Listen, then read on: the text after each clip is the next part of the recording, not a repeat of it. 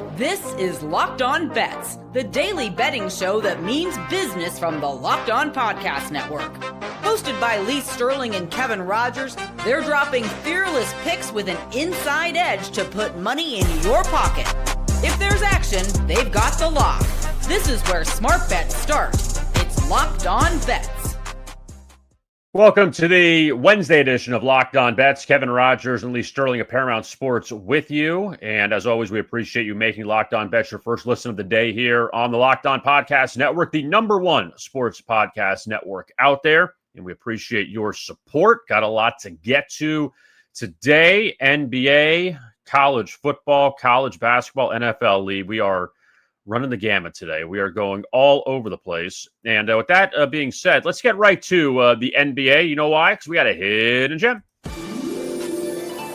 find a diamond in the rough, you need to dig a little deeper for those hidden gems. All right, Lee, we begin with the Wizards and the Timberwolves in Minnesota. Timberwolves wrapping up their homestand. Washington's been terrible, but you know what, though? They've shown some signs of life at times this year. A couple games. They lost in overtime to Philadelphia, lost in overtime to Detroit, but just got blown out by Brooklyn the other night. So what can they do here as a heavy dog against Minnesota, Lee? So they lost 11 straight games. Only covered one of those games. So you're saying, how can you even think about taking Washington? Well, got a lot of young players from Miami. Keyshawn George, averaging almost 17 points a game, over 6 rebounds and 4.5 assists. Alex Sarr, the center, they drafted in the first round, starting to come around. They're only playing him like 29 minutes a game, but he's averaging over 18 points, over 8 rebounds, and even dishing off the ball. So they're not adverse to sharing the ball. He has, like I said, 3.6 assists per game. Forgot about, remember, Chris Middleton used to play for Milwaukee. He was their second best player. Yeah, he's 34 years old, but played in 10 games this year, averaging almost 10 points per game, 3 rebounds, 2.5 assists. And then another veteran, CJ McCollum. McCollum's averaging 16.5 points. They've just underperformed. So not playing a whole lot of defense, but I mean, we love Minnesota in the last game after losing. Thought that they'd come back and wax Dallas, and they did it. They have a road trip starting on Friday, so I think that they might pack up early here and figure, hey, we'll go through the motions. We'll just win this game here. They'll probably win by 7, 8, 10, 12 points, but 16.5 points is a lot of points in an NBA game, and I don't see any motivation at all. And I think Washington is much, much improved. They're better than that 1-12 record. So they've never had real good coaching, good ownership. Usually starts from the top down. But this is a team that might go on a roll here, believe it or not, and cover way more than half the time the next 10 games. So I'm going to take the Washington Wizards here, plus all those gorgeous points, 16.5 points, and going to be my hidden gem. Start off Wednesday.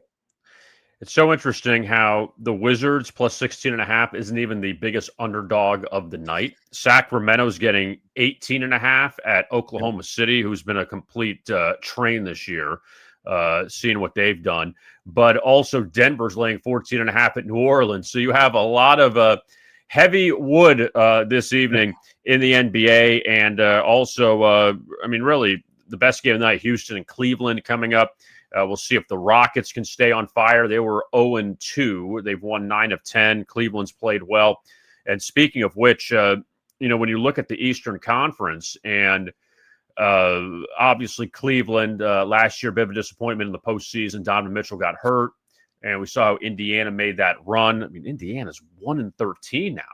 Tyrese Halliburton's hurt. I understand that, but they were in the finals, and they're 1-13 out of the gate. So with all that being said, what are your thoughts on some of these top teams in the East? And also Detroit now has won 11 straight after winning in Atlanta last night. So the Pistons have been on fire as well. Well, they do it differently. Cade Cunningham can do it all. Obviously, he's a superstar, probably top 6, top 7 player in the NBA right now, almost unstoppable, unguardable. They do it with a lot of big men. I mean, they pound the boards. Durant, I mean, they are just built, and they want to physical you, offensively, to get offensive rebounds. They're different. If they had, better backcourt, I think that they'd be real dangerous. They're probably going to be a team that makes a trade, try to make a run, because this is the year. The Knicks are good, obviously. I think the Knicks, have been injured, and Cleveland's pretty deep. They go like 8, 9, 10 deep. They're really good, but I don't think either of those teams is a lock. And Detroit had them. I thought that they were the better team that series last year. I think they think that they can take a 1 year older Knicks team with maybe a trade right before the deadline. So don't be shocked. You want to take a shot at someone to win the East, I would definitely take Detroit, because I think they're going to add someone. Now, here's my only criticism with the Pistons. Their best win is over the Rockets early in the season, which after they had lost that game to Oklahoma City in double overtime. But during this winning streak, just to throw it out, put the facts out there. So Detroit beat Atlanta last night, back from a road trip, and they're kind of beat up. Indiana, who's been terrible. Philadelphia twice, and the Sixers, their roster, you never know who's playing for them. Chicago's cooled off. Washington's terrible. Brooklyn's terrible. Utah, Memphis, and they've underachieved. Dallas is underachieved. So that during that winning streak, that's who they've beaten. They haven't really beaten any of the big name teams. They haven't faced Cleveland or New York in the East, or really out west any of the top teams. So yes, very good job by the Pistons so far, but just want to put that out there, kind of taking care of their business against some of the lackluster teams in the league. Yeah, you have a good point. So we'll see what happens, but I think they're gonna be fine. Like I said, I think they're just a piece away. So they got Milwaukee coming up on Saturday. We'll see how that one goes. Giannis is banged up, so now you get that. Now, as far as in the West, finally, it's about time LeBron James played. We were waiting the whole season. That's why no one watched the NBA the first month, because they were waiting for LeBron to come back. No, everything was fine. So the Lakers beat the Jazz last night. The Lakers are 11-4. That's pretty amazing. And yes, you have Luka. You have a superstar already on your team. But, the talk about what do they have around them? They had no LeBron, and Luka did miss a handful of games early on, less than a handful of games. And they still are 11-4 in the top of the Pacific Division. That's pretty impressive by them.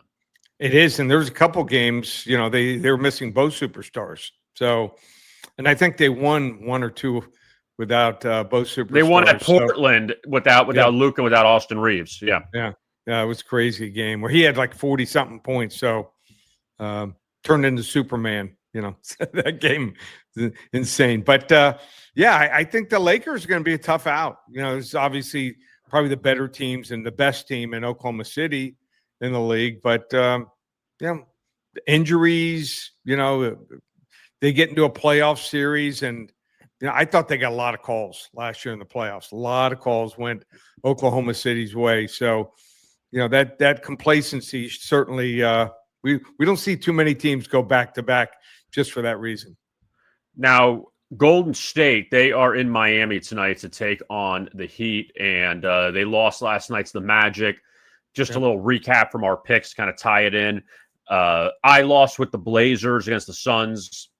They were down early, could never really get going. The Warriors lost to Orlando last night. Steph Curry got a little banged up, so you wonder if he's going to play, and Jimmy Butler has returned to Miami. So that'd be kind of a shame, though. You end up going to see the Heat and the Warriors, and Steph Curry is out. That one, yes, he's older now, but it's always a thrill to see him, and that would be too bad if he didn't end up playing. Yeah, but I mean, he and Jimmy Butler played great. They were incredible, but the rest of the team did absolutely nothing. Yeah. If my tickets could go from being worth $800 a ticket to being worth $100 each if both don't play. You never know with Jimmy Butler too. Back-to-backers or some back-to-backers. He hasn't played, and he might say I'm playing definitely for sure tonight, or he might. Who knows with Jimmy? The moods of Jimmy Butler. He might not want to give Miami the satisfaction of playing and acting like he's too big for it. So I'm hoping both of them play. Who knows how much longer? Might be one of the last time I'm able to see Steph Curry.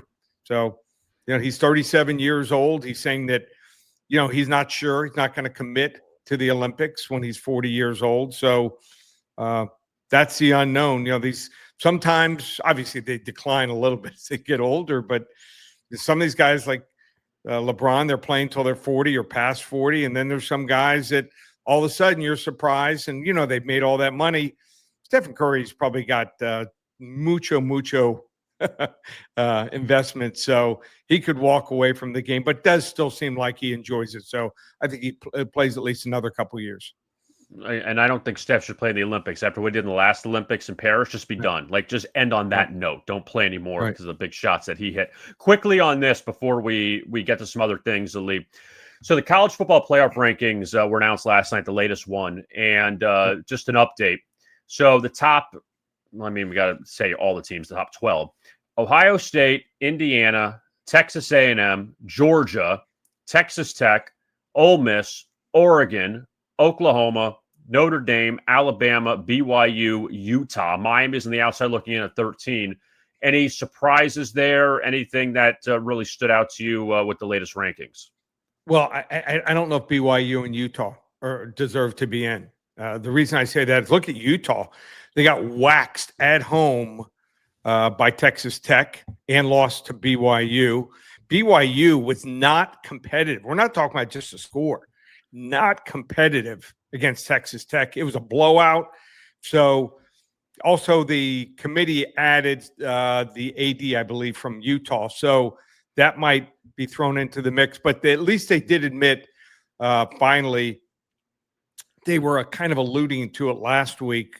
The original poll when it came out had Miami way down at like 18 or something like that.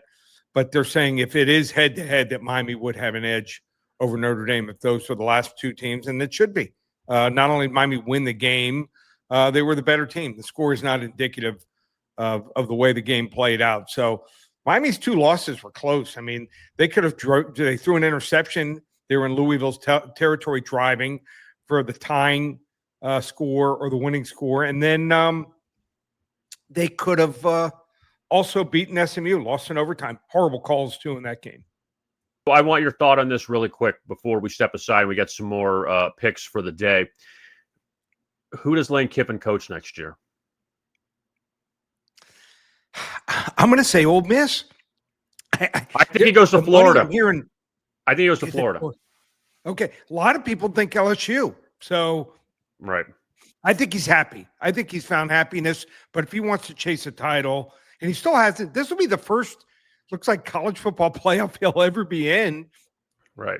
LSU and Florida probably afford him a better chance. There's more money there in the university. And we'll see how that all turns out moving forward. Coming up, we will take a look at a MAC hidden gem. Also, we have college basketball and NFL to get to coming up for Sunday's action. Big one inside the AFC between the Colts and the Chiefs. We will get to all of that straight ahead. You are listening to Locked On Bets.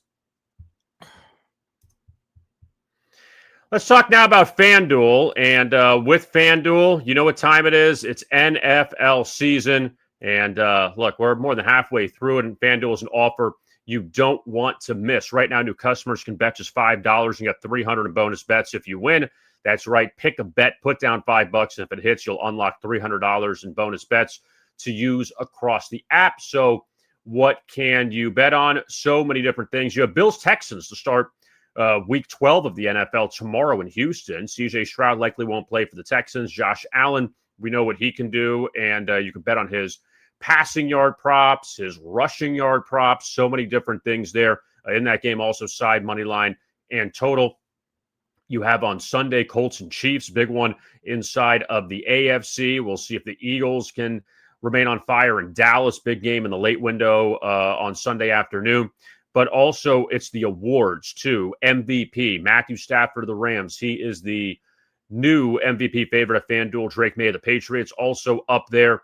And Josh Allen, another one of the top picks there on FanDuel. So you want to lock in one of those MVP picks. Also Super Bowl champion. Could it be the Eagles once again? They are the favorites. So maybe the Eagles you can look at. And again, so many different choices you have at FanDuel. So what are you waiting for? Visit FanDuel.com to download the FanDuel app today and get started.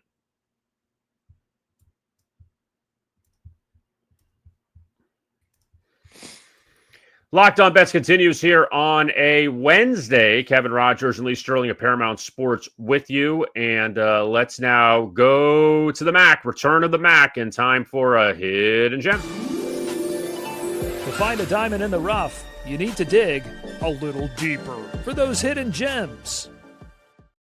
That's right, Lee. This is what we do here on a Wednesday. The MAC. We love the MAC, right? MACtion continues. And I'm going to look at Miami of Ohio, the Redhawks. They are at Buffalo tonight to take on the Bulls. And Buffalo, a team that, the average team inside the MAC, sitting at 5-5. But Miami of Ohio, I think this is a very important game for them. And I'm going to back them in this one. They were 0-3 to begin the season. They won 5 in a row. They've now lost their last 2 games to Ohio and Toledo. But the key with them is their quarterback, Daquan Finn. He was let go by the team, you can say mutual dismissal, however you want to put it. But there were a lot of off-the-field issues. He had transferred a couple times, landed at Miami, and thinks he's going to the NFL draft. Whatever the case is, it probably just didn't work out with Miami. And with him being out, it feels like addition by subtraction for this Redhawks team coming into tonight. And last week in their loss to Toledo, they threw 3 interceptions. Just a bad stretch. And also they play a lot of good teams. And now they kind of take a little step down against Buffalo. The Bulls haven't beaten a team with a winning record yet this season. So again, I think Miami of Ohio with them as a short favorite on the road tells us a lot. I think with Finn being gone will probably help them out to get that distraction away from them. So let us take the Redhawks of Miami of Ohio, the Fighting Zerbiaks. We're going to take them tonight against Buffalo as our hidden gem. Yeah, that quarterback was, some real head case. He had already been at 2 other colleges before, one other MAC school. He went to Baylor, couldn't play there, came back. He thinks he's playing in the NFL, wants to prepare and start training for the NFL. Well, what is a maybe? Maybe if he gets invited as not going to get drafted, in my opinion. So some of these guys, they just think that they're better than they really are. And, supposedly not showing up on time for meetings, things like that. Team obviously comes first here. So I like the fact that they told him bye-bye. Yep, and we'll see how they respond coming up tonight. One of the few games in the MAC tonight. MACtion. We only have 1 week left of MACtion, and that's done. All right, let's now shift to college basketball. Big game in Chicago tonight. Alabama and Illinois, and they hook up at the United Center, the home of the Bulls. So the Crimson Tide, again, killer schedule in non-conference. We'll see how they fare against Brad Underwood's Fighting Illini and tonight's college basketball blowout special. Oh, boy. Last one out, turn off the lights. This one's a blowout. Oates credit, the head coach of Alabama. They have scheduled in non-conference, and are also playing a tough SEC schedule, too. They won at St. John's. They lost at home to Purdue. Yep. They have Illinois tonight. They take on Gonzaga Monday. They go to Clemson, actually host Clemson December 3rd. They face Arizona December 13th. Pretty good schedule. And, oh, by the way, you open up SEC play with the Kentucky Wildcats. So all of that is out there, Lee. What do you think with the Crimson Tide and the Illini tonight in Chicago? And you're saying this is an Elite Eight team. Why are they getting 4 points here? And, they should be able to, beat a team that has a lot of new players in Illinois. Well, they do one thing really poorly. They don't rebound. And they don't, well, 2 things. They don't play defense. They gave up 19 offensive rebounds in their last game. 19. And you're going to lose a lot of games that way. And that's the reason they lost. So they still have Aiden Holloway, really good player, averaging 21 points per game, shooting almost 39% from deep, averaging 3.5 assists. But I don't love the rest of their cast as much as I did last year. They got a Florida State transfer, Taylor Bowl, not a force in the middle here. Latrell Wrightsell, senior guard Houston Millette. These guys are just like, nice players, but not near as good as they were last year. Illinois is 4-0 here. They rolled over teams, didn't play as tough a schedule, but did get a serious test in that Texas Tech game. And I think that that's going to benefit them. They were up by 13.5. Red Raiders ended up rallying in that game in the second half, but ended up pulling that game out. So I was impressed with them here. I think that they got a nice mix of scoring, rebounding. I think, like I said, they're going to control the glass, and they play defense, which Alabama has not tried to fix. So I like Nate Oates. I think he's a fun coach, be a fun team to watch, but against teams that bang, I don't want any part of them here. I'm going to lay the 4 points in the United Center here, and I think Illinois gets it done here. Going to be my blowout special for Wednesday. You also got Arizona and Connecticut tonight, too, up in stores. You got a couple good games inside of college basketball. We saw last night Lee cashed with Duke against Kansas. They ended up pulling away in that game at Madison Square Garden. Also on the short, Michigan State, they routed Kentucky.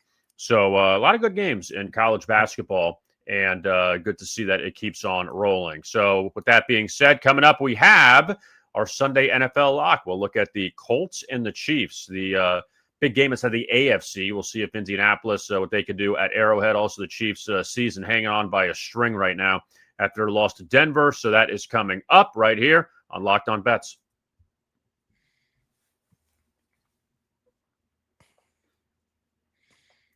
Locked On Bets continues here on a Wednesday. Kevin Rogers and Lee Sterling of Paramount Sports. And Locked On Bets, again, is part of the #1 sports podcast network, the Locked On Podcast Network. And now Sunday, the Colts and the Chiefs from Kansas City. And time's running out on the Chiefs. They can't keep losing these games. And, they've lost a close game to the Chargers earlier in the season, to the Broncos this past week, to the Eagles in week 2, that all of these one-score games going against them now. It's not like it was last year where everything went their way. Now it's kind of going against them, and we'll see if that continues against a very tough Colts team. It's time now for our lock of the day. Open it, open it, open it! Lee has the key to the lock of the day.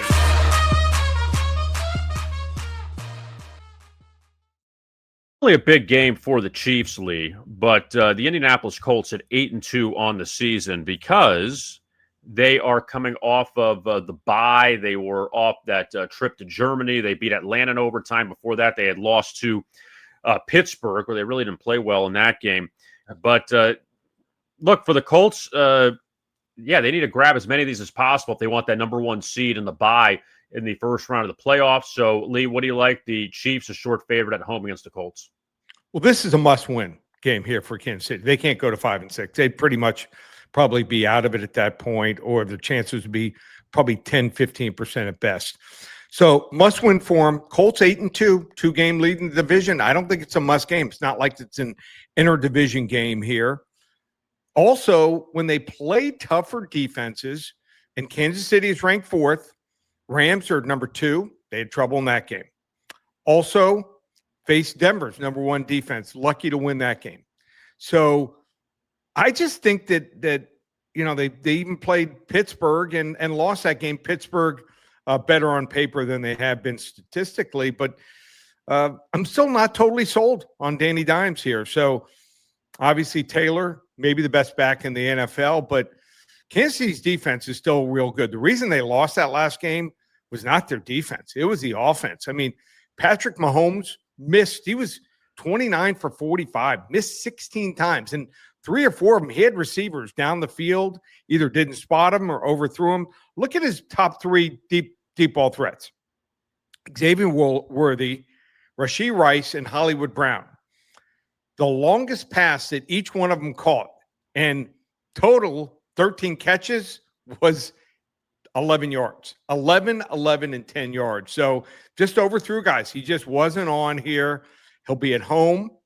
And I think that he's going to be able to do a number on this Indianapolis pass defense here. I thought the play calling wasn't great for Kansas City. Also, I didn't understand. Kareem Hunt was the only running back that had carries. He's great in short yardage, but you got to add some speed. They have some other guys, that can play. So Smith, who came from Miami and SMU, haven't played him much lately. I'd rotate the running backs more, and I think that was the biggest problem. So Travis Kelce catching 9 balls is nice, but not going to win you a game. He's better when you're worried about the other guys and he catches balls in the seam. So I think that this is a great situational play. The line is 3. I don't want the line to go up to 3.5. I want to take it right now. Take Kansas City -3. We're going all the way up. Level 3 lock on a Wednesday. All right, and we'll see if the Chiefs can bounce back here at home against the Colts on Sunday afternoon. Lee, November continues. College football, we're coming down the stretch. NFL rolling on. NBA and college basketball heating up. So what's going on with Paramount Sports? Yep, they want to get involved. Everything's up and available. ParamountSports.com. 33-11-1 record last 9 weeks in the NFL. It's called Lee's NFL Sunday Golden Ticket. 5 selections every single Sunday for 4 weeks. $197, $297. Just lowered that price through the end of the season on the Sunday plays. That's through January 4th. So that's the best value. Also, UFC going to have a big card. Haven't quite announced yet. It's either going to be 5 selections, 5, 6, 7 selections, just waiting on a couple things we're looking at. So it'll be 5 to 7 selections. It'll be $1 to $5. I just want to make sure someone's a live body. I unfortunately had a losing card last Saturday night on the pay-per-view. Doesn't happen often.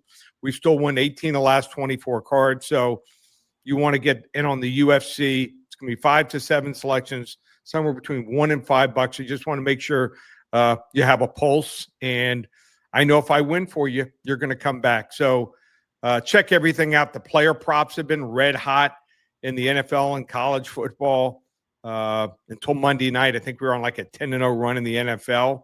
Had a rare losing night on props. One of the totals that we lost was just ridiculous. Had the tight end. Thought the Bauer's going to get over 72.5. He ends up with 72. Didn't do anything in the fourth quarter. So even in our losses on the player props, it's been close. So check everything out. ParamountSports.com. Be back with you on Thursday, and going to have a lot of action. Probably throw in a UFC. I know I'm going to have a college football and an NFL play. So check those out. Also check out our shorts. I put out almost every single day games that I want you to get on either that day or coming up in the football for the weekend where the line's going to move. You want to bet it right now. So at Locked On Bets on YouTube, all the other different options, Spotify, Apple, like and subscribe. Yeah, and also on the shorts, you hit on Rice a few nights ago against Tennessee in college basketball. Last night, easy winner with Michigan State against Kentucky. And again, you can find Lee on X at Paramount Sports, myself at Rogers Picks. And we'll be back with you coming up on Thursday for another edition of Locked On Bets right here on the Locked On Podcast Network.